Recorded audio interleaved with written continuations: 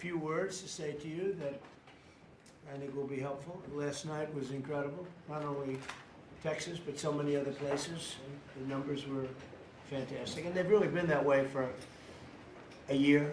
If you look, it's hundreds of people won, and almost nobody didn't win. So, but last night was very powerful. So I'm thrilled to welcome everyone to the 12th cabinet meeting of our administration, and we're doing something that no administration's ever done. We're always letting the press join us because we're very open and transparent. We like the word transparent, but we're more transparent than any administration in history. No, to the best of my knowledge, press has never been invited ever to a cabinet meeting for any reason at all. And it's an honor to have you. This team has achieved more than most other administrations achieve in 8 years. We took the most dangerous, unsafe, violent, and open border in the world. Anywhere in the world, there's no border like the border we had. And created the most secure border in the history of our country. We had no people, 12 months now, no people reported in the last 12 months came in illegally. 0 illegal aliens admitted to the United States in the last 12 months. And those charts are made by, you would say, politically unfriendly people. And the reason they don't come in is because nobody comes up, because they know that they're going to be turned away, and if they get in, they're going to be moved out right away. So it's been 0. You're the one that do the reports. I'm actually surprised by the number because I don't know how it can be 0, but they say it's 0 for the last 12 months. In 2025, we achieved the largest drop in the murder rate ever recorded. So the murder rate was quite high, and we achieved the largest drop in the murder rate ever recorded to the lowest level in 125 years. That's the year 1900. And that's despite the fact that many people came in from prisons and from very rough countries and from mental institutions and from lots of other places, drug dealers, others. They came in illegally during the Biden administration. We've gotten many of them out, but we still have some that we're looking for, quite a few that we're still looking for, but we've gotten over 11,888 murderers were allowed into our country. We've gotten a lot of them out. We've gotten some, we put them in jail. We don't even trust the country to send them because they'll come back in maybe. We put them in jail. 11,888 murders, more than half of which have committed more than one murder. That's what they allowed in. They can never be forgotten for the horrible things they've done to this country. Fentanyl coming across our border is now down by 61%. 61%. And coming in by water, by sea, by ocean is down 97%. Can you imagine? Thanks to our Republican majorities in Congress, we passed the largest tax cuts in American history. All Democrats voted against the tax cuts, putting more money in Americans' pockets. This year, the typical family got tax refunds of almost close to $5,000. The stock market has set 68 all-time record highs since the election. So 68 days we hit all-time highs. We're right there now. And the average 401k, and that's despite the conflict. I don't go to war, I go to conflict. Despite the conflict with Venezuela, who no longer has a Navy, no longer has an Air Force, no longer has a lot of people that were leading the country into very bad places. Their leadership is gone. Their second rung leadership is gone. We're dealing with their third, half of their third, because half of their third is gone too. The average 401k is up almost $30,000 since I took office. So the Americans are benefiting working today. We have the most working, and we have 401ks at their all-time high. Highest they've ever been. And that goes along with the stock market, which is the highest it's ever been. Under my most favored nation agreements, this is something that I wish the media would talk about, because to me it's one of the biggest things ever to happen in our country. Certainly as to medical, anything having to do with medical, because drug prices, we're delivering record-setting discounts on prescription drugs with price differences of 400, 500, and even 600% at the TrumpRx.gov. We recently added nearly 1,000 low-cost generics to the website. So we have drugs down 400, 500, 600%. Now you could say 80, 90, 70, 60, 50% if you want. There are two ways, depends on the way you ask the question. But a pill that would sell in Germany or in, let's say in London for $10 was selling for here for $130. And I got the countries to all agree, otherwise they would have had to pay big tariffs. I don't want to go into it, but I had some very interesting discussions. They said vehemently no, and then when I said, that's all right, we're going to charge you 50% tariff on everything you sell into America, they said, well, like we said, we'll say yes. And every single country agreed, and every drug company agreed. So we have most favored nation. So we were paying the highest drug prices in the world. Now we're paying the lowest drug prices in the world. So that pill that I talked about would go from $10 to $20. The world is bigger than the U.S. Hard to believe, but it's true. So it's not like you cut it in the middle. They just had to go up a little bit, but a little bit is a doubling of a price. So a little bit's a lot. So the pill would go from $10 to $20. And we'd go from $130 to $20. Think of that. So we would get, if you remember, some of you were at the news conference I had in my first term where I got the prices down 1/8%, 1/4% my first term. And I was so proud of it because drug prices hadn't come down in 28 years and I was the first one to do it. But now I'm getting them down, not 1/8%, I'm getting them down 400, 500, 600. Or if you want to use it a different way, you could say 70%, 80%, 90%, 50%. Nobody's ever seen anything like it. And I got that through, well, everybody knew it was taking place, but we paid the highest prices anywhere in the world. Now we're paying the lowest prices anywhere in the world. And the press refuses to write about it. I think it's the biggest thing. And for healthcare, you know, so much of it is prescription drug prices and drug prices.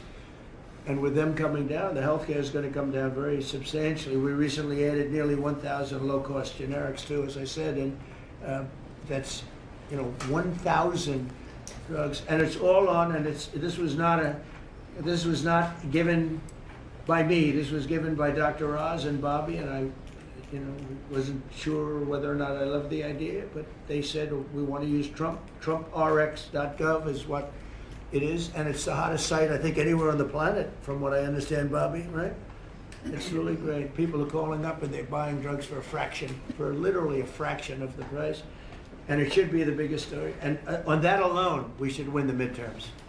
On that alone, we should win the midterms. But the press doesn't talk about it. It's the biggest thing to happen in the drug industry ever, maybe. Ever. And the press doesn't even want to write stories about it. We made the largest ever investment in U.S. military, $1 trillion, and we're asking actually for $1.5 trillion for the coming year. And we have the strongest military anywhere in the world, as you know. You saw what we did with Venezuela. That worked out very quickly. And we're doing really equally as well with, but again, people don't want to write about it, with Iran. Iran is very much intent. They want very much to make a deal. So far, they haven't gotten there. We're not satisfied with it, but we will be. We will be either that or we'll have to just finish the job. But their Navy is gone, as I've said 1,000 times. Their Navy is gone. Their Air Force is gone. Everything's gone, and they're negotiating on fumes. But we'll see what happens. Maybe we have to go back and finish it. Maybe we don't. Right now, I mean, you can speak to Steve Witkoff and Jared. They're doing a good job. But right now, I think it looks like they want to just make a deal. They want to. They have. I don't think they have a choice. They're just going back to the internet because they're getting clobbered. Their economy is in free fall. They have 250% inflation. Their money has no value. Their whole economic system is broken down. They thought they were going to outweight me. You know, we'll outweight him. He's got the midterms. I don't care about the midterms. Look what happened last night. That was the prelude to the midterms. People understand it. They know that. Very simple. Iran cannot have a nuclear weapon. I'm doing that for the world. I'm not doing it just for us. And we've had great support from other nations, by the way. We don't need it at all, but we've had great support from other nations. The problem is you always get the support when you don't need it. When you need it, you don't get the support. With Operation Epic Fury, our warriors are ensuring that the world's #1 state sponsor of terror never obtains a nuclear weapon, and they won't. under the leadership of Vice President J.D. Vance, very proud of this. The White House Task Force to eliminate fraud is waging war on waste, fraud, theft, and abuse like nobody's ever seen before. He looks like Elliot Ness. You ever see Elliot Ness? I'm telling you, the guys that are up there are all central casting and standing behind. What a group of people. No, it looks like a movie. I'm going to make a movie out of it, I think. And they're finding billions and billions and billions of dollars. And I just said, that's good. He said, you haven't seen anything yet. Just said that. And, you know, if he does really great, we'll have a balanced budget without having to do anything. This is the kind of money they stole. They're crooks. They're thieves. And I hope that Todd is going to do a real job. These are crooked people. These are thieves. This isn't like a mistake. Just talking about one person, he got hundreds of thousands, millions of dollars for securing one man, for taking care of one elderly man. He was a service. He got paid millions of dollars for taking care of one man. Total crook. They're all crooks. The Somalians, what they've done to Minnesota, the Somalians, they're crooked as hell. Ilhan Omar, crooked as hell. They're all crooks. And we got them. We got them. Now we're putting the clamps on, but boy, I tell you, that's an impressive group of guys that you have behind you. I was watching that, and a couple of very strong women too. But I was watching that last night. I said, I'm proud of you guys. In 2 months, we've exposed tens of billions of dollars of defrauded taxpayer money, prosecuted numerous fraudsters, Todd, and stopped billions of suspicious payments, very suspicious. Oh, you haven't seen anything yet? What do you see? I'm getting reports from Todd, from JD. I've never seen anything like it. The kind of, just hundreds of billions of dollars was stolen. And no other administration would do what we're doing. They'd let it go.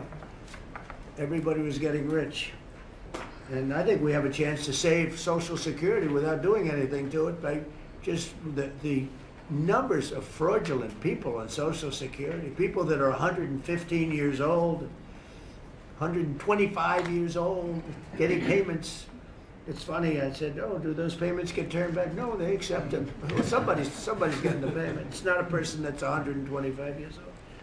But that's the least of it. The numbers that we're finding out, we have great people at Social Security. We're going to make our Social Security so strong, so good, that you'll never see anything like it. We're going to protect. I said right from the beginning, we're going to protect our people in Social Security. If the Democrats ever got in, you wouldn't have, Social Security would be bankrupt. People wouldn't be getting anything. Last week, they took down 2 of the largest Medicaid fraud cases in Minnesota history, as well as the largest autism fraud case ever charged by the federal government. You saw that with millions of dollars just being stolen. Everybody had autism. Everybody had autism, they said.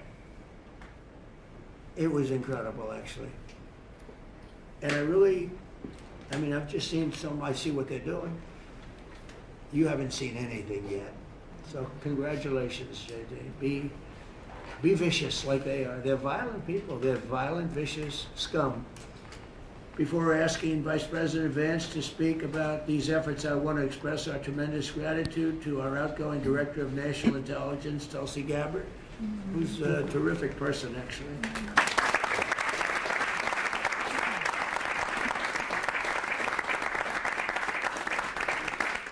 Come up with some findings that were pretty good. And Tulsi's worked tirelessly to restore trust and focus and the intelligence, and with the intelligence community. They all respected her. They listened to her. She gave us leads that were pretty much, people thought they were dead, and they weren't dead. They were right there, and she was able to expose a lot of things that we used at the FBI with Cash and with Todd and with JD and everybody else. It was amazing. She dramatically reformed the Office of Director of National Intelligence and cutting the staff by 40%, and she prevented countless terrorists and cartel members from entering the United States. She exposed mountains of evidence related to the Russia hoax, probably the greatest hoax in the history of our country. Although, when you look at the fraud coming out, there's a lot of them. I mean, honestly, there's a lot of them. But the Russia hoax, a great hoax, a very dangerous hoax, and revoked security clearances of officials involved, and she declassified numerous historic documents of special public interest, including related to the JFK and RFK assassinations, which everybody wanted to see. And we're now releasing a lot of things having to do with space. You know, it's people are very interested in that. It actually became the #1 topic. We're releasing a lot of information having to do with terrestrial things, and people are totally fascinated by it. It's amazing. I wasn't sure if they would enjoy it. It's literally trending #1. Can you believe it? So a lot of people out there are like it. But we're releasing all of that information. And Tulsi, we're praying for you and for your husband. Her husband's not feeling great, but he's going to feel great soon. You're going to make him. You're going to get him better. And he's a wonderful guy. So just say hello and thank you for the great work you've done. We appreciate it. Thank you very much. And now I'd like to ask JD to say a few words about the war on fraud, followed by Acting Attorney General Todd Blanche, who's doing fantastically, and Secretary of State Marco Rubio, another one. I mean, we have great people. And the Secretary of War, Pete Hegseth, Central Casting. He loves war. I don't know, he's a good man, that one. And Scott Bessent, you talk about a guy doing a job. Been fantastic. Thank you, Scott. Really fantastic. And a lot of the success that we're having with other countries is what you've been able to do and find. And SBA Administrator Kelly Loeffler and all of the people here have been great. We're going to just do those few, and maybe if you have some questions, we'll go to others. But everybody around here has got a lot to say, but we did that once and it lasted for like 4 or 5 hours. It was a little much. We want to be open. So now if I do it this way, they'll say, he didn't let anybody talk. But let's start with JD, and you can talk about a really, really important thing, bringing our country back to honesty.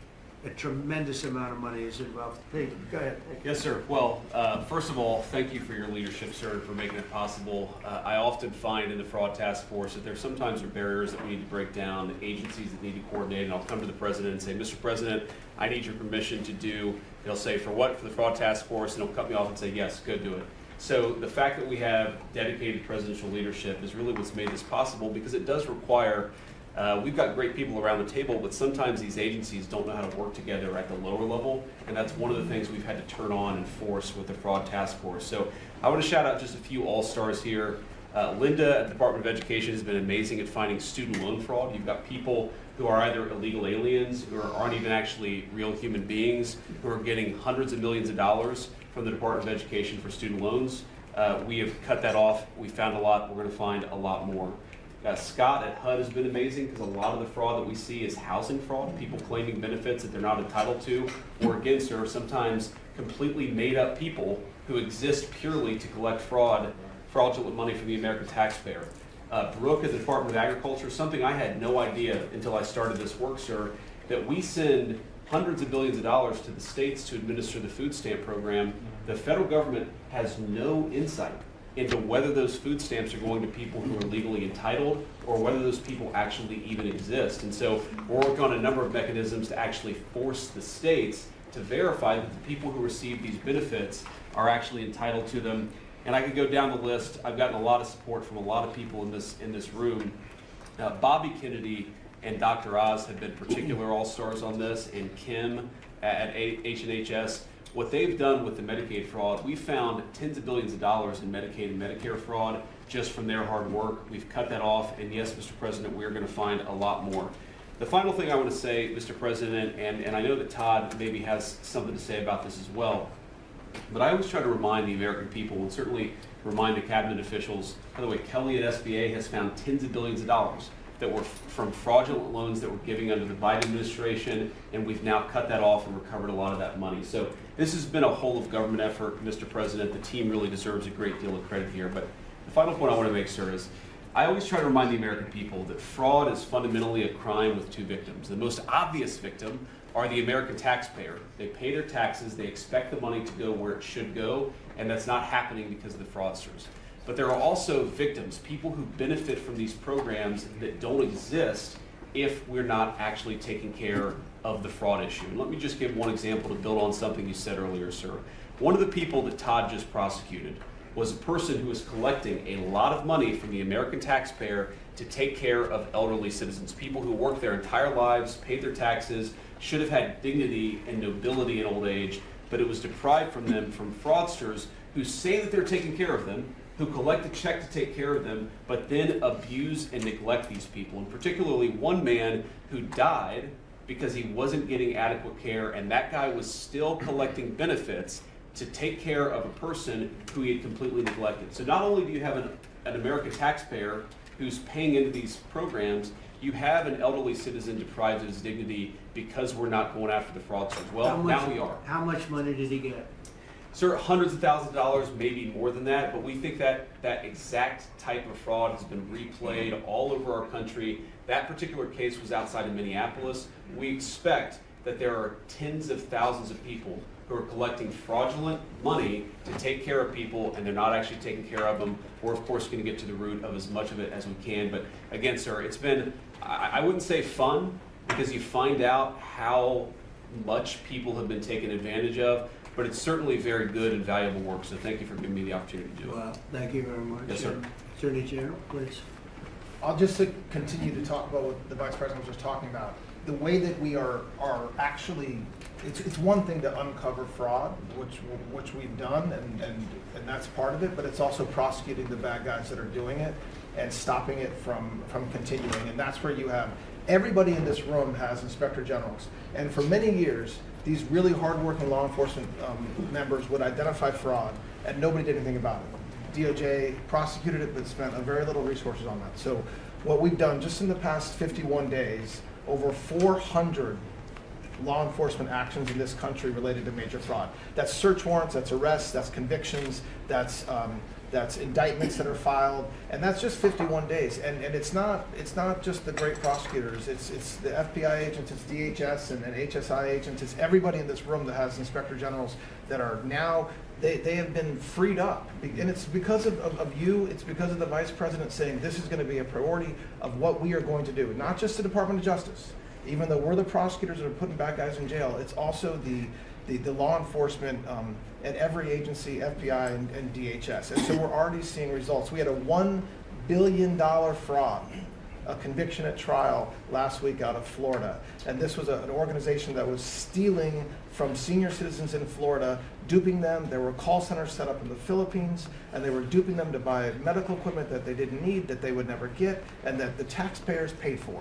And so that's a good win. We arrested 15 guys in Minnesota last week. The Vice President mentioned one of them. These are people that are not, they're just stealing, and many of them are here illegally. And so you have people who are in this country illegally, who are then taking advantage, and the Vice President says something a lot that resonates with me. The generosity of the American people, the generosity of everybody in this room, the leadership, to take care of the people in this country that are the most, that deserve it the most. Children who are supposed to get food at school, and you have men just stealing, taking that money. And so that's what we're focused on. We are standing up, as you know, Mr. President, you allowed us to stand up a new division at the Department of Justice. It's our entire existence of that division is to combat what we're talking about. And then every U.S. Attorney's Office is now focused on it as well. So this is something that will result in a better place for every citizen in this country and save money, a lot of money, and also it's the right thing to do for our tax dollars, Mr. President. And billions of dollars was given out just very quickly before Biden left office. Billions and billions were given out. And I mean, I know of many cases, but one, I don't know what's happened with it, but I think you're looking at it. I know Lee was involved in it environmentally. Stacey Abrams was given $2 billion for an account that had $103 in it, an environmental fraud, I guess. And she had $103 in this newly opened account. And before leaving business, they put $2 billion into the account.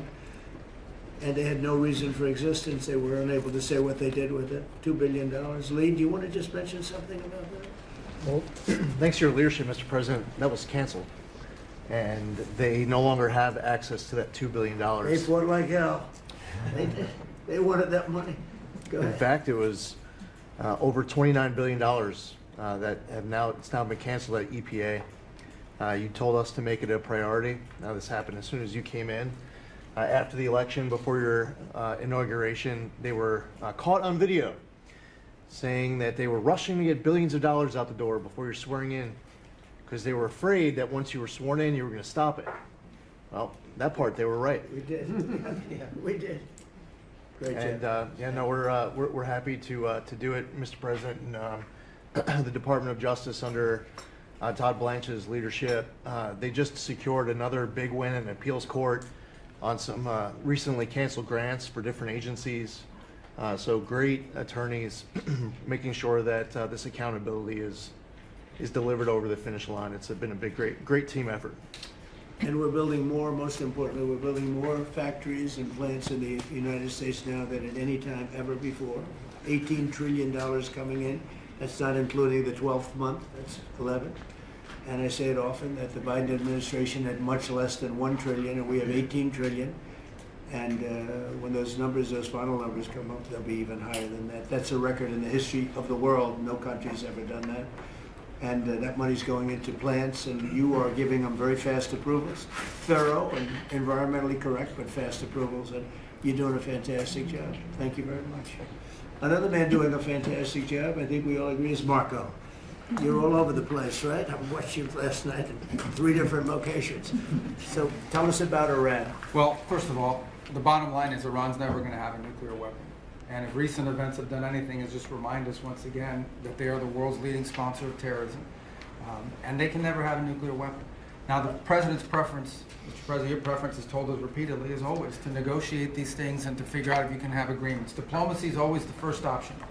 And we continue to work on that through your envoys, Mr. Witkoff and Kushner and others, the Vice President, who've been very involved. And if there's an agreement to be made, we want that to be made. I think there's been some progress and some interest, and we'll see over the next few hours and days whether progress could be made. I just want to remind everybody, Mr. President, you know this well, you have other options available to you if that doesn't work. But the bottom line is that we prefer the negotiated diplomatic route, and we're going to give it every chance to succeed. You know, you're giving it every chance to succeed, Mr. President. But here's the bottom line, because I keep getting asked, what is this all about? It's very simple. Iran and these people in charge of Iran can never have a nuclear weapon, and they will never have a nuclear weapon, and they most certainly will not have one as long as you're President of the United States. On that point, it's very clear.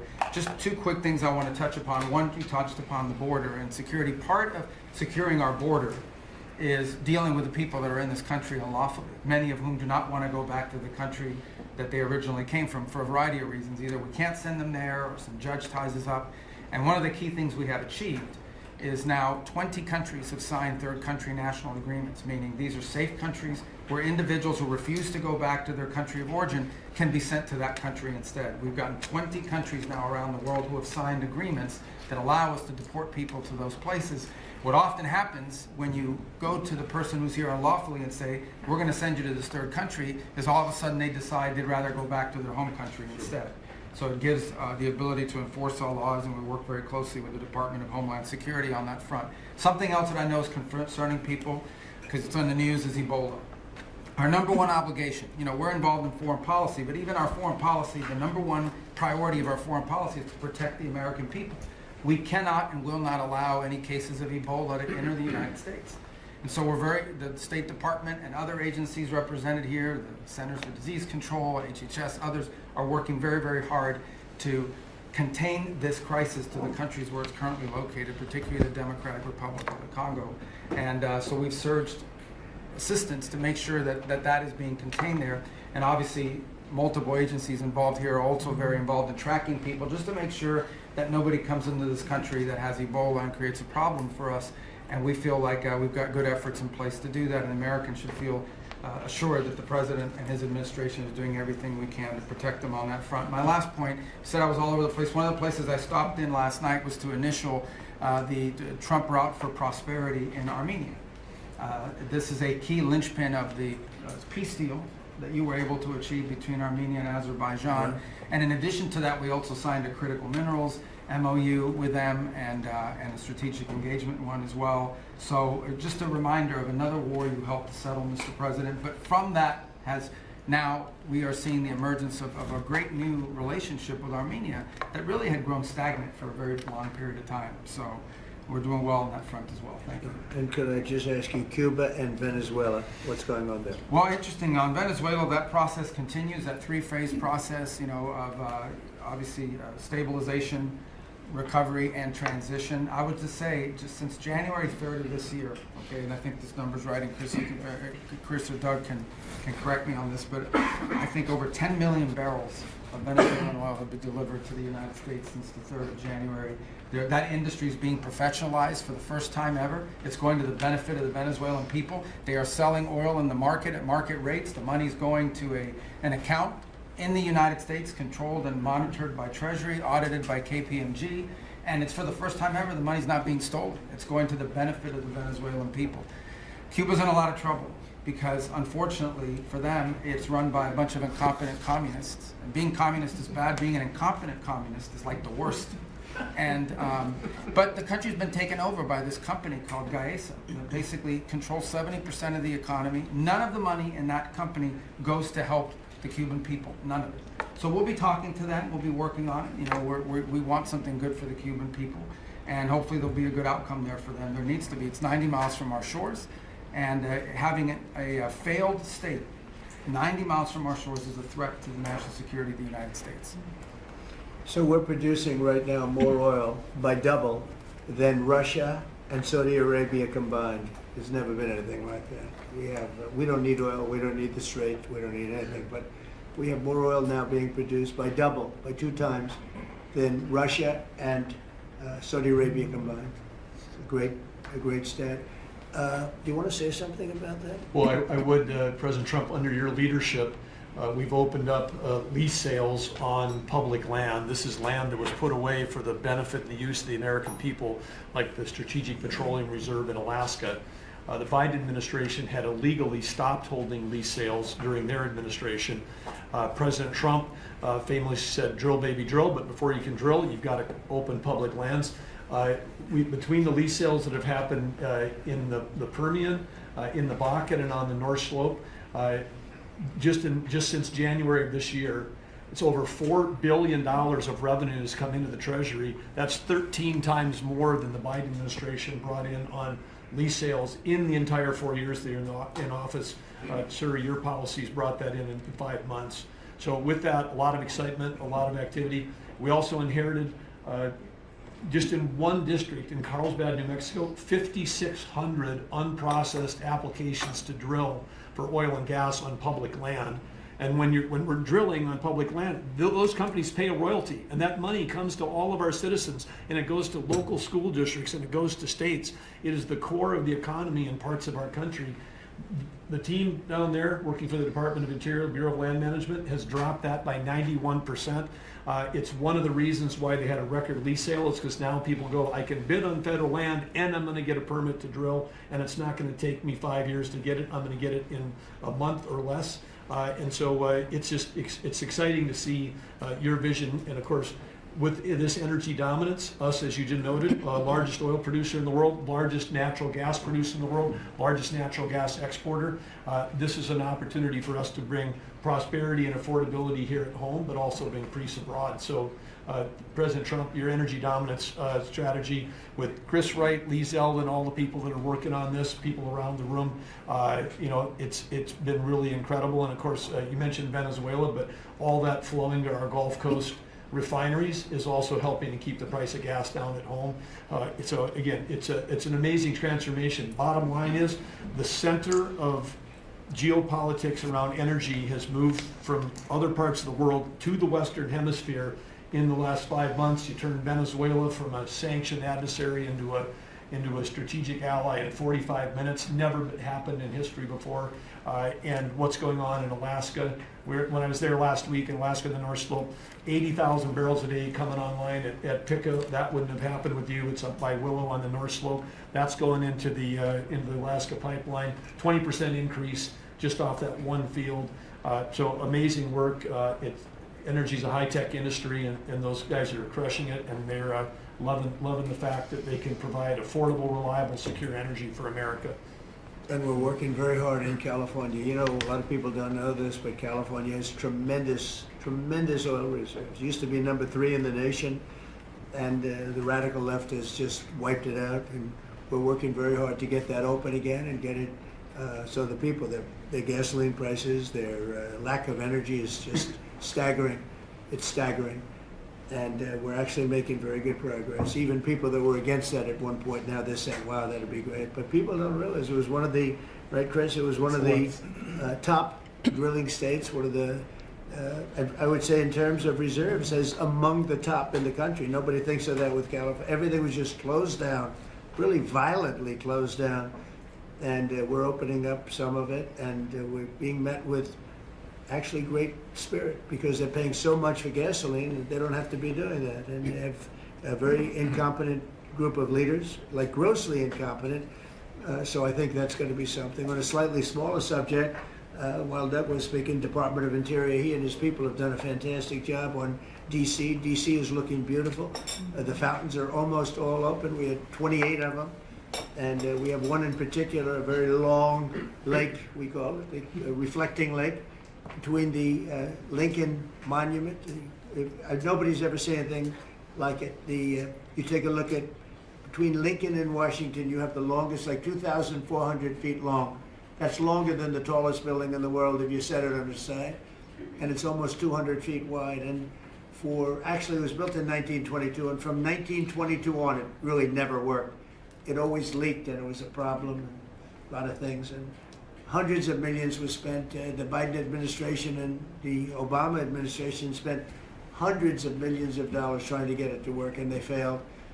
And we'll be spending, you'll give me a number, but I think it's a very low number. It's like in the number that we originally talked about, where we cleaned it, we fumigated it. We had 10 major truck dumpsters of garbage taken out. Can you believe it? A friend of mine came in, a very substantial person from Germany. He wanted to see the Washington Monument.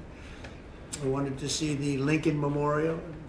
He said, look, but that horrible reflecting pond is disgusting. It's filthy, dirty, and disgusting. I said, really? I drove down. I said, Secret Service, let's take a drive. And we went down. I said, it's terrible. And for the most part, it didn't work. I mean, they wouldn't even have water in there, but when they did, it was just dirty, filthy water that leaked out. And we got to work on it, and it was supposed to cost almost $400 million, because it's like putting the skin on a skyscraper, but bigger, much bigger. Many skyscrapers, you could almost say, other than for the world's tallest. Think of it, the world's tallest skyscraper is shorter than 2,400 feet. So we went to work, and over the years I built hundreds of pools. I build them every time I built a building. I always like to build Olympic-sized swimming pools, and I was very aware swimming pool, what goes into making a swimming pool. It's not as simple as people think. You never want it to leak. You want to have beautiful surface. I said, I have an idea, Doug. We sat down. I said, let's take that long thing where we're going to fix it with concrete, which leaks, concrete, all sorts of other materials that all leak and don't look good. They're gray. And, swimming pool, I have a swimming pool right up the road. I built it 22 years ago. It's perfect. I said, does it ever leak? No. It's perfect. Good contractors. I actually called in a couple of the contractors, got some ideas from them. And I gave it to Doug, and Doug's done an unbelievable job. And so they were going to spend maybe $400 million. I don't know. You never know with cost overruns and everything, but it was going to take years to build, 3 years, 4 years. And we'll have it done before July 4th, substantially before July 4th. If we didn't have such bad weather the last 4 or 5 days, it could have been almost done. You can't do the substance of the rain. And what they did is they cleaned it. They took out, as I said, more than 10 dumpsters of garbage, shovels. It was disgusting. Oh, every corner had massive amounts of, I guess that's the way the tide goes, but they had massive amounts of garbage. We then steam cleaned it. We then sandblasted it, and then we pebble blasted it. That's a bigger version of sand. We made the surface as good as it can be, and we're now covering it with the most beautiful blue, very thick. You think of it as a very sophisticated form of rubber. No leaks, no problems, and it's beautiful. It's called American Flag Blue. That was the color we chose. And we are probably 70% finished with it. It's gonna be finished. The hard part's done. And then we decided to do much more than when originally I thought I was just gonna do the surface, but we said the problem is the outer ring looks pretty bad too, where you walk on. So we sandblasted that. This is all additional work. We didn't wanna do, when you do something like this, when you do the one, you think the other looked okay, but then when the other, you see the new surface, the old stuff that looked okay looks really bad. So we cleaned that, sandblasted it, the walkways, all of it. It's a tremendous amount of area, it's thousands of feet long, very wide. This is where the people stand, not the water part, the dry part. And we had a combination of granite and stone, and we're pointing it, fixing it. The joints were terrible, everything. The whole place was a mess. And when it opens in a couple of weeks, long before July 4th, we want to have it for July 4th weekend, but it'll be long before that, you will see something that's really going to be beautiful. And now we're looking at the World War II fountain, because that's also in pretty bad shape. On the bottom, we're going to duplicate it, I think, with maybe with a slightly different color. Actually, we'll go with a lighter color. But Doug and I have a lot of fun doing it. Your staff is fantastic. They've really worked well. But the concept, so think of it, instead of spending $200, $300, $400 million, and it will never work, we're going to spend like $10 million maybe, $12 million. Instead of spending 4 years, we're going to spend, like if you add it all up, like a couple of months. And instead of going through 4th of Julys as a horrible construction site, we're going to have it open before the 4th of July. And the difference is it's better. Somebody say, oh, well, but it's not the same. Some of the fake news would say, well, but it's not. No, it's like the pen story. The pen is better at $2 than it was at $2,000. This is the same thing. This is far better. Won't leak. It'll last for 50 years, maybe 100 years. They didn't even know. I said, how long will this last? Oh, I think you'll get 50 years out of it. We did the swimming pool treatment, but they said, sir, for a little more money, we can get industrial strength. I said, that sounds good to me. Same color, same everything, same stuff, but it's actually much stronger. It's used for industrial. I said, I love that. So we're going to have that open. It's going to be really, really beautiful. And it's a very important thing. We can't have people looking at the Washington Monument, going the memorial. If you take a look, the Lincoln Memorial, it was built, I guess, a little after the Lincoln Memorial. It's embarrassing. It was so horrible. I never saw anything like it. It was filthy dirty. It was Biden. And they spent, between the two of them, they spent hundreds of millions of dollars trying to fix this thing. Now, when Obama did it, he spent way over $100 million. And they had a great idea. Let's use the water from the Potomac. Because environmentally, they liked it. Somebody said that was good. But the water from the Potomac was not suitable for this, to put it mildly. It was disgusting what happened. And so they spent hundreds of millions, over $100 million, and they immediately closed it. It was closed for many months and nobody did anything. It was closed. It's basically been closed. But go back to 1922. It was always sort of, people think of it as beautiful, but it was always a mess. It's going to be unbelievable. It will be unbelievable. It's actually exciting. I want to ride over there today if I can. I always have a problem. Secret Service isn't in love with my walking along, checking the sidewalk, the new sidewalk, to see whether or not they pointed it correctly. But they do. We have great contractors doing the job, but we'll spend a very tiny amount of money, and it'll be better than it ever was when it was built in 1922. It's very exciting, actually. To me, I love construction. It's very exciting. And we do many things. We did 28 or 29 fountains. I made a contribution to redoing Lafayette Park. That's the entrance to the White House, and it was an embarrassment. The floors were broken. They had bricks. Some of the bricks were missing. You know where they're missing? They took them out to throw at people.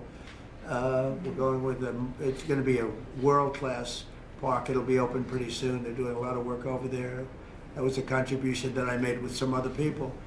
And it's going to be really beautiful. That was really the front door to the White House, but you couldn't even use it. It was so terrible. People would come to the White House, and it was so terrible. So with that, I'm going to ask Pete to talk about some of our great success. Yes, sir. Including Venezuela, you might have. Absolutely, sir. I think actually your efforts on the reflecting pool are actually a great segue. If you look at Washington and Lincoln, these are two men that faced monumental tasks and stood up in historic fashion and delivered for the American people. And when you step back and look at 47 years of what Iran waged war against us and our people, there's only one man over the course of both presidency who has stood up and said they will never get a nuclear weapon, as Marco said. So whether it was Qasem Soleimani, whether it was scrapping the Obama deal that was going to give them a weapon, whether it was the 12-day war or Operation Midnight Hammer, you created the conditions to ensure the American people and the world are safeguarded from this generational threat.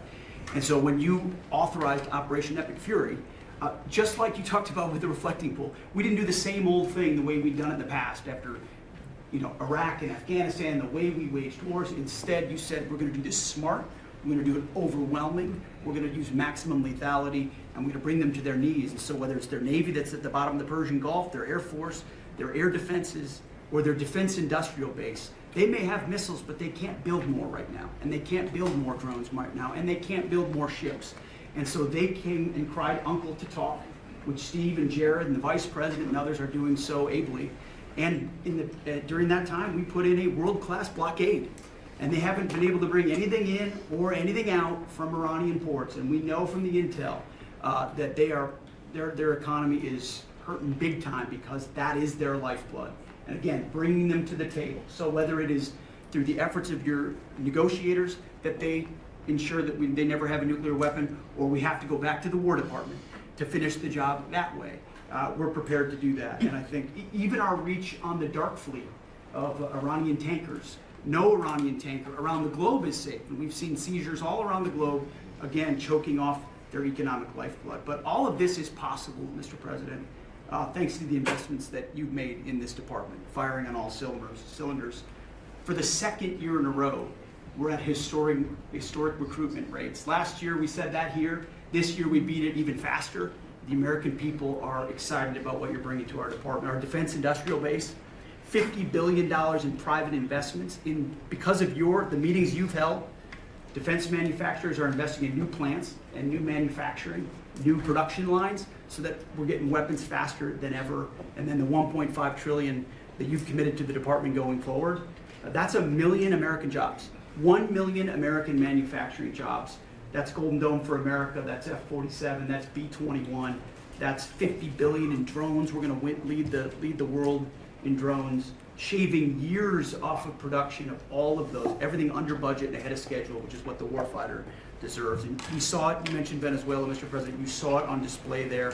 Think of the fact that our Southcom commander just landed via helicopter at our embassy peacefully at the welcome of the Venezuelans, because we're now partnering with them, hopefully, even on the counter-cartel mission as we secure our hemisphere. So we've secured that southwest border. We're going to war with the cartels through the America's Counter-Cartel Coalition. Venezuela is a big part of securing our energy future and defending the homeland. And then I just want to note one more thing to give you a sense of how committed this president is. Maybe a year ago, he heard the call of Nigerian Christians who were being targeted and killed by ISIS in Nigeria. And he said, Pete, I want the War Department to focus on ensuring that we do everything we can to protect those Christians. Partnerships like that can take time behind the scenes, but he never wavered on it. And we got the assets there, and over the last month, and there hasn't been much coverage of this, we killed ISIS #2 in Nigeria, who's most responsible for killing Christians and trying to target the U.S. homeland, and have since, because of the intel we gathered, killed hundreds of ISIS members who were targeting and killing Christians in Nigeria, creating a whole new opportunity there. So there's a lot of things we do that the media pays attention to, and a lot of things that the president empowers the department to do on behalf of the American people that he deserves great credit for.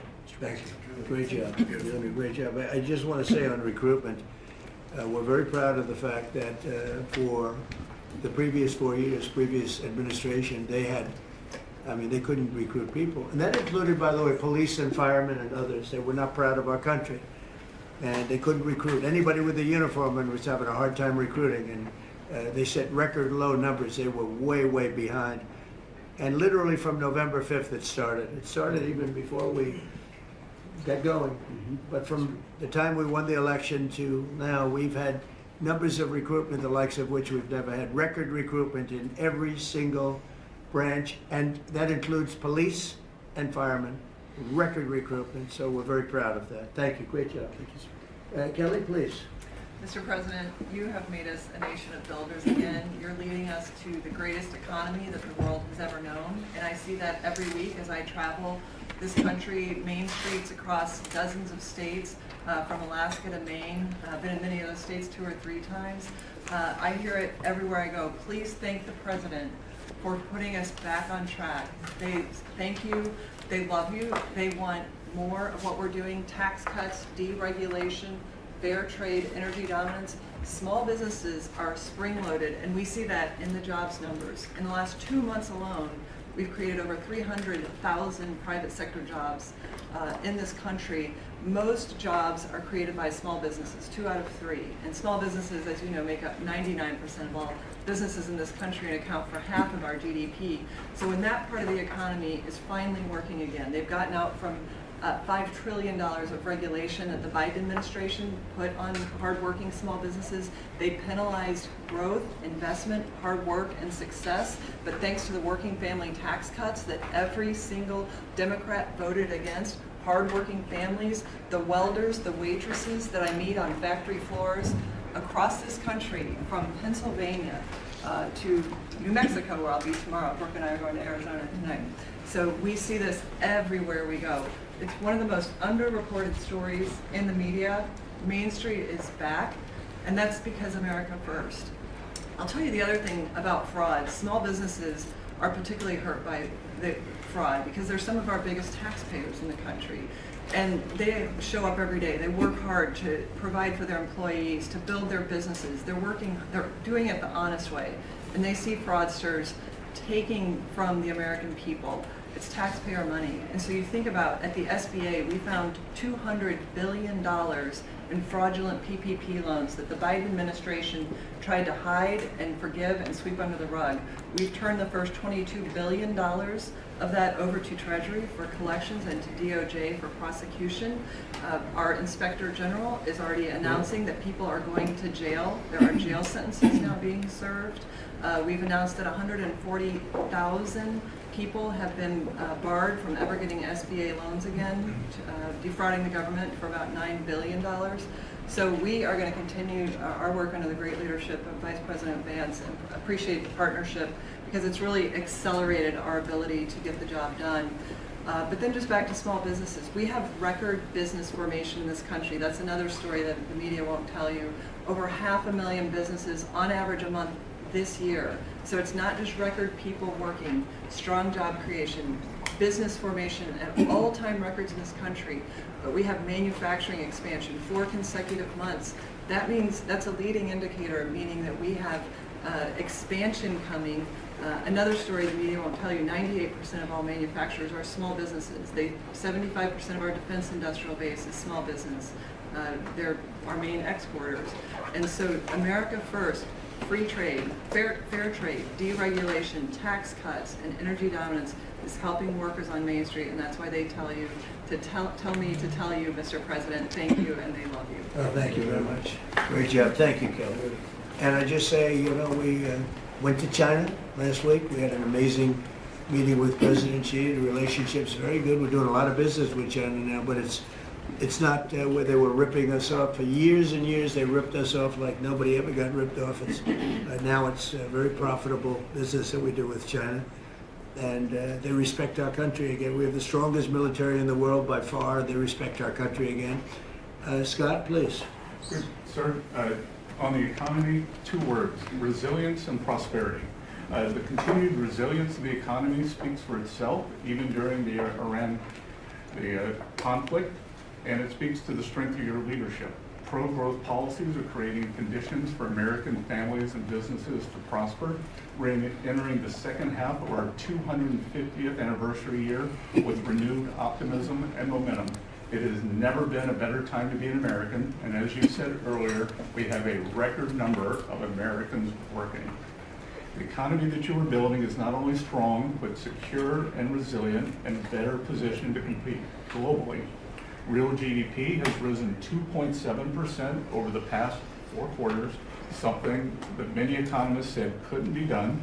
In the first quarter of 2026, despite the Iran conflict, GDP grew at a 2% annual rate. The Atlanta Fed GDP now is predicting 4.3% for this quarter. In terms of prices, I believe the prices are transitory.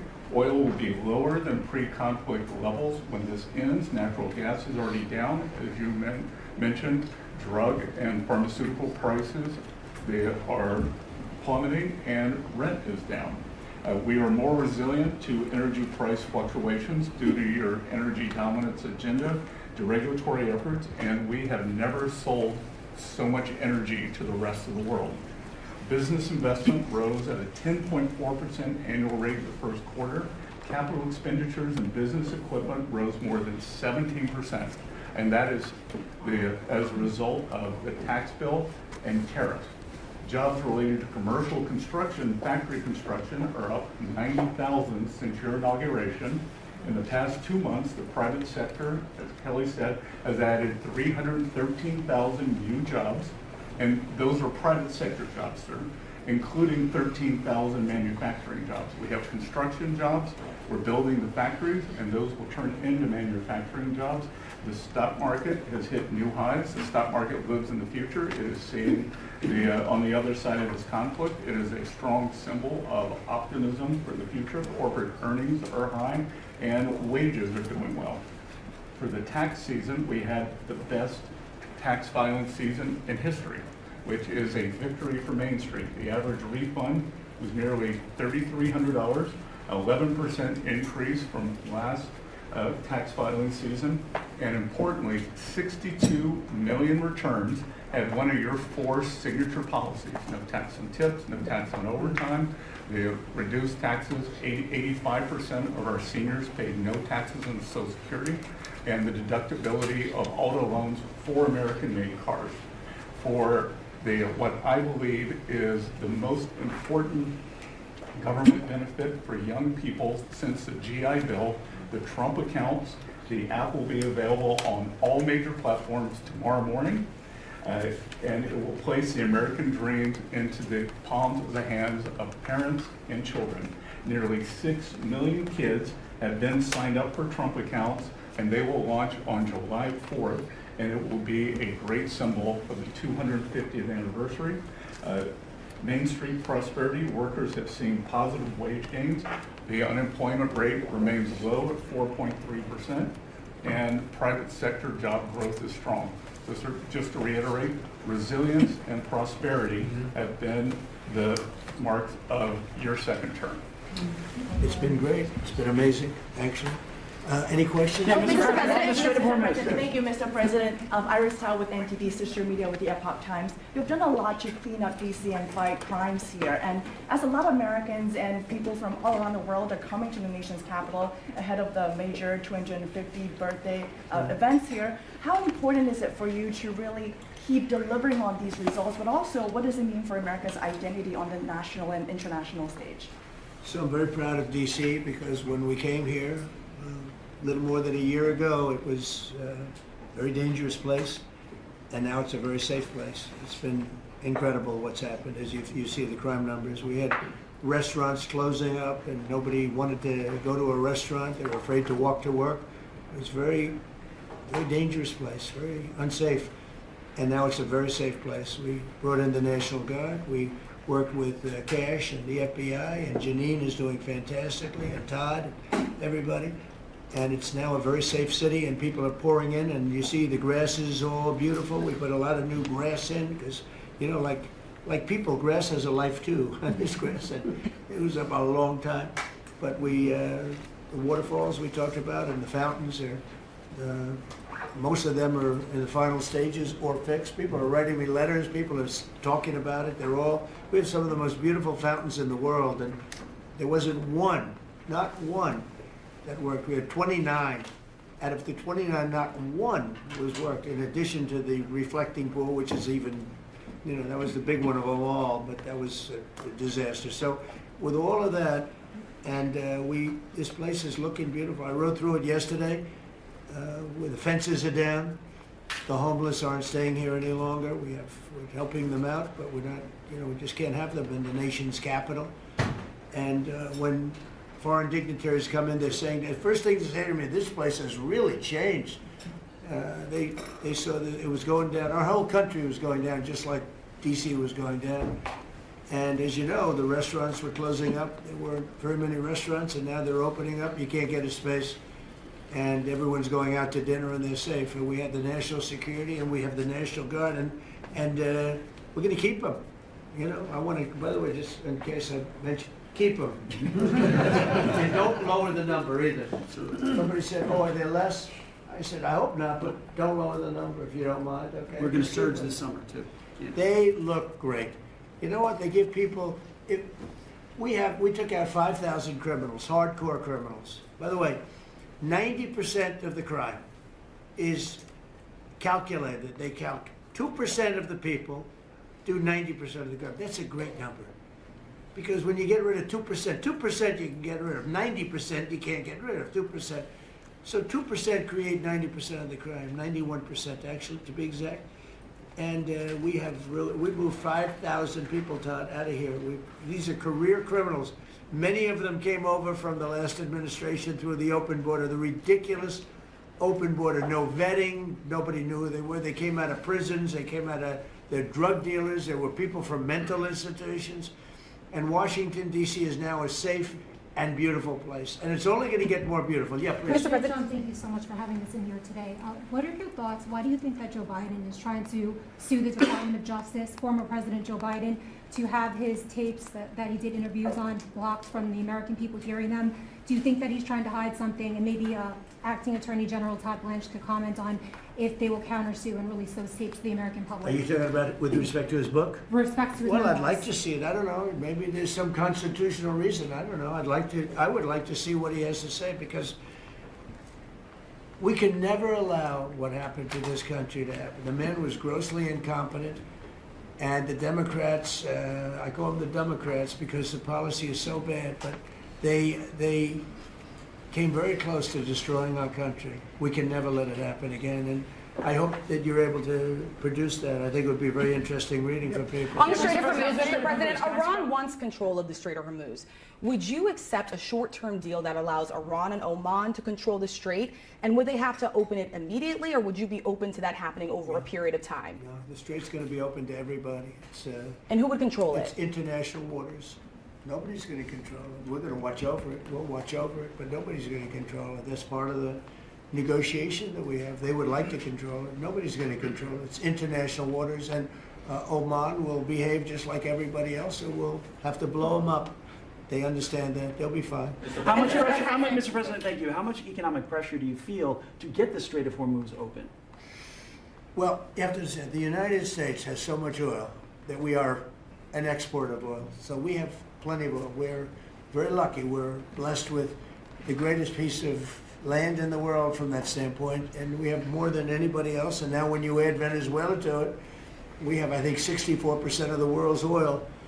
And we're getting along very well with Venezuela, by the way. It's being run really beautifully. The big companies are moving in. It's going to be amazing, because it's also, like us, they're very blessed in that sense. But we have natural energy that no other country has. We have more than anybody else. So it's really a world problem, because most of the world doesn't have that. And we're making it available. During the closing, I don't know if you've seen some of the satellite pictures, boats, hundreds of boats lined up. It looks like, I used to say, the Long Island Expressway with cars. They're lined up, and they're coming to Texas, Louisiana, they're coming to Alaska to fill up their boat. They're big boat. Some of them are really big, 2 million gallons. Even bigger than that now they make them. They make them up to 4, Chris, I hear. Now they make them up to 4. The 4 are now the big ones. Used to be the 1s. Now it's 4 million barrels of, think of that, 4 million barrels of oil in one boat. But they're lined up, and they're right now heading to Texas, and they've already filled up, and they've gone back. But the American In people, addition sir. to that, you have a lot of boats, you have about 1,500 boats in the strait wanting to get out, and at the right time we'll release them. But the American people, sir, are seeing higher gas prices. Yeah, Now, it's they- come down a little bit, but it's still $4.45 a It'll come gallon. down a lot. It'll come down to where it was before. We had it, when I was in Iowa, we had, we're driving by, and we saw gas stations, $1.90 a gallon, $1.85, $1.87 were the three that we saw. We had it down in some places below. Now, we can't help but California where they charge so much tax that, you know, you lower it and they charge tax. They've got to straighten the act out in California, but we had gasoline down to a very low number. I think we'll be hitting that number shortly after that whole excursion ends. Does that give you more But urgency? regardless of anything, as Marco said better than anybody can say it, you can't let them have a nuclear weapon. They would use it instantly. They wouldn't think about it. They would use it instantly. I've gotten to know them. They would use it instantly. Does that give you more urgency, Mr. President? You've said that you're in no rush to make a deal, but with gas prices that are still high across the country, people are paying more for travel. Does that give you more urgency to make a deal? Why doesn't it? Well, I'll tell you, the primary urgency, I said this, it wasn't covered properly, but the primary urgency is that we can't let Iran have a nuclear weapon. But at the same time, we have a tremendous amount of oil, gas, coal. We have tremendous amounts of energy. We're blessed with something very special.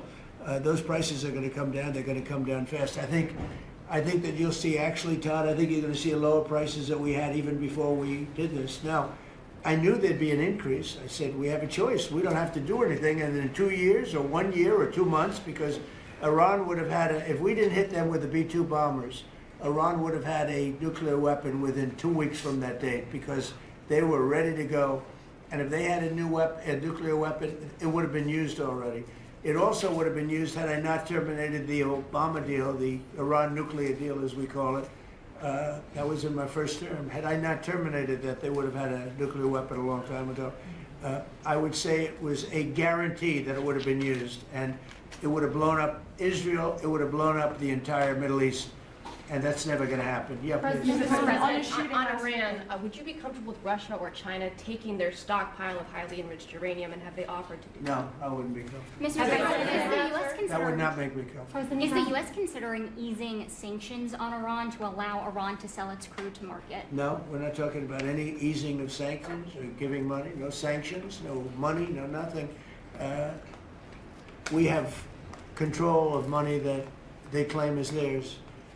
We'll keep control of that money. When they behave properly and when they do what's right, we'll let them have their money.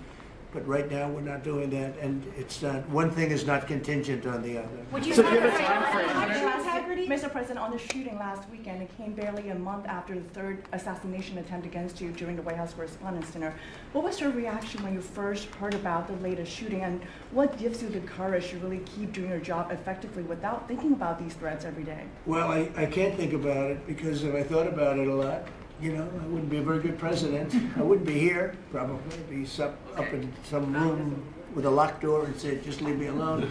So I can't really think about it.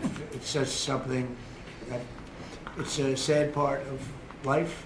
It's a dangerous business. What I'm doing is a dangerous business. And they say, and look, we have been maybe the most consequential, but we certainly have been one of the most consequential. This group has been a very consequential administration. And they say if you're not consequential, you don't have so much problem. If you are consequential, you do. So you have to look at that. But it's a shame. It's a very sad fact of life. Look, anybody in office, not only in this country, in other countries too, but when you are a consequential president, your life is in grave danger. I knew that.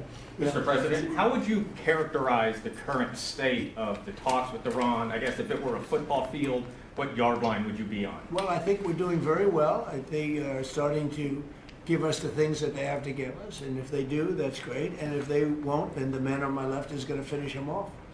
Is there a time frame in your mind? What? Is there a time frame in your mind for? I mean, it happens quickly. The problem is every time I mention a time frame, for instance, I see, you know, we've been doing this for a few months. Vietnam lasted 19 years. Korea lasted 8 years. Afghanistan lasted many years. They were all many, many years, and we're into it for a few months. And I read about you people like you.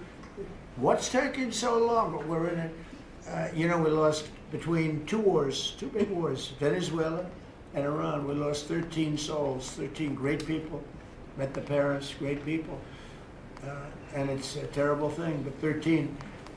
If you look at the war casualties and the deaths and wars from Vietnam and all that, they lost hundreds of thousands of people. And numerous of these wars, we're very cognizant of that. We want to lose very few. We want very few to be injured. We're very careful. But war is war. War is dangerous. But we've lost 13. I saw the Democrats took an ad putting in the 13 people that were lost.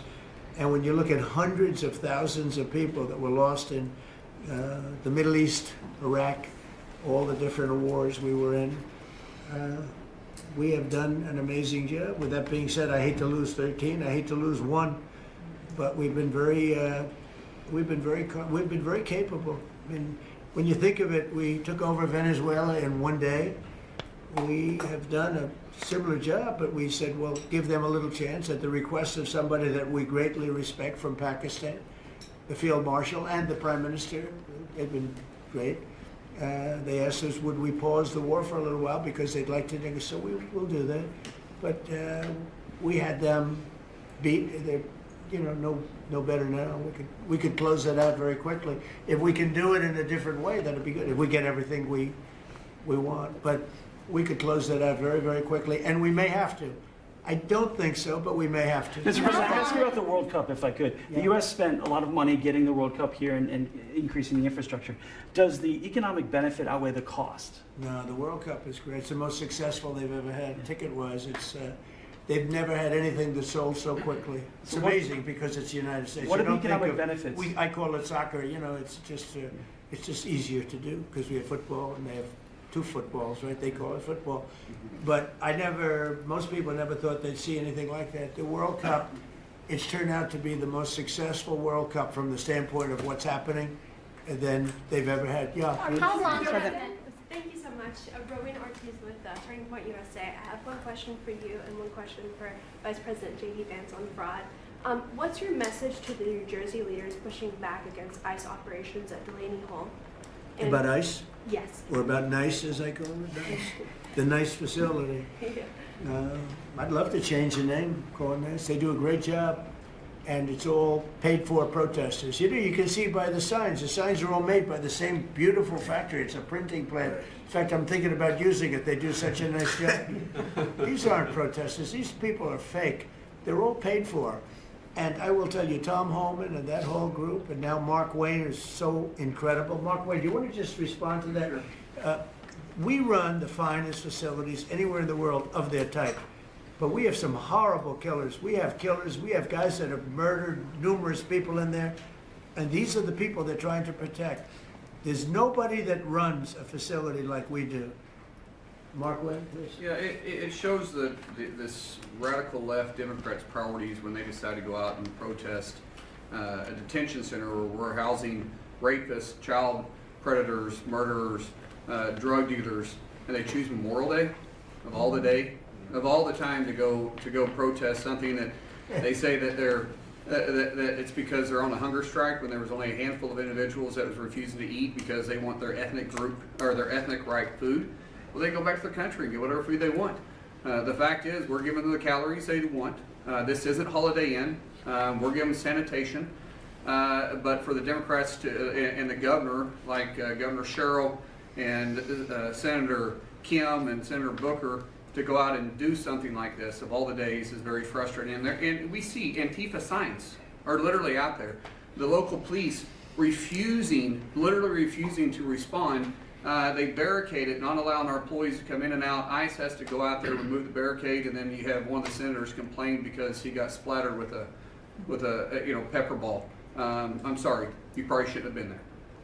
One thing I'll say about that, the local police, I know a lot of the New Jersey police, they're phenomenal. They love us, but they're told not to do anything. That's right. They love us. They love him. They even love me a lot. And I'm in New Jersey a lot. It's great. I mean, I think it's a great place. It's got a group of people running it now that are having a hard time. But they really like this administration. They love this administration more than any administration they've ever had. And they're thanking me all the time. And I see those guys going up and down the Jersey Turnpike with their big, beautiful hats on. I say, I'd like to look like that someday. They're great. No, these are great people, and they love him, and they love ICE, and they love the Border Patrol. and they're not allowed to talk to anybody. It's like, but it all comes from the top. They have to follow orders. They want to keep their jobs. Are you expecting Congress to pass a federal gas tax holiday? A gas tax holiday? Yeah, to suspend the federal Well, gas it's tax. something we might talk about. Let's see what happens over the next week, 2 weeks. A lot of good things are happening. So are you going to the Knicks game next week? No, I was invited to I was going to go on Wednesday, but they closed it out very quickly. They're great. And Jim Dolan's a great guy. He's, as you know, owns and in charge of Madison Square Garden. He's having a good year. Boy, what a team. They win all their games. They have some great players. I think I'll be going to one of the games. I was invited by numerous people and Jim, and I think I'll be going. It's great to see it. President You know, Trump won the election fraud. President Trump. the Knicks have really suffered for years. They're doing right now. Mr. President, would you accept an agreement with Iran that just calls for further talks on the uranium, or No. is the only option in No, your the mind basics. one No, for- I would for some of it, because it's a memorandum of understanding for speed. And one of the things that will happen is the strait will open immediately. But it's got to be perfect. I'm not going to do this. I didn't do this to get a crummy agreement. The worst agreement ever signed was by Barack Hussein Obama. What a horrible agreement that was. It was a setback for this country, for the whole world. The Middle East would have blown itself up. No, and we'd like to have the countries we were talking about, with Saudi Arabia, UAE, Qatar, and the others, we'd like to have them immediately join and Steve Witkoff is working on that with Jared and some others, but would like to have them join the Abraham Accords. It'll be historic if they do it. And I think they owe that to us, to be honest. I think, because that really would be a tremendous sign.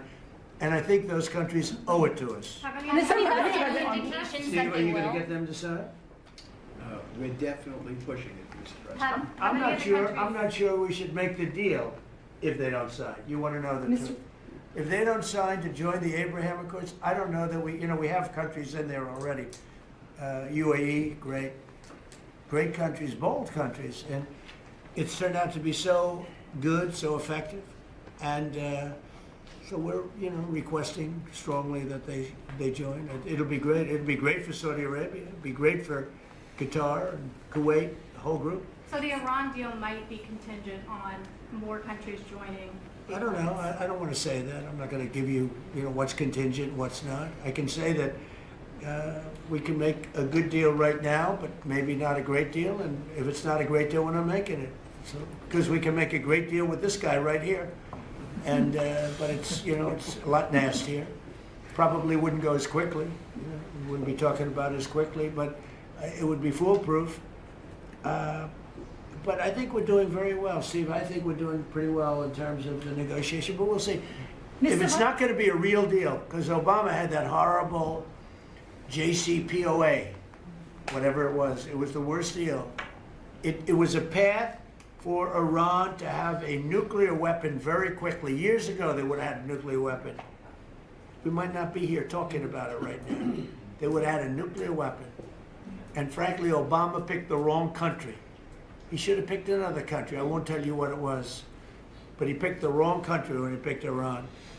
But we have things understood now with Iran. It's been nasty. They've lost their leaders. They've lost. And it really is regime change. We didn't set out for regime change. But by the fact that we're dealing with a totally different group of people than we were at the beginning.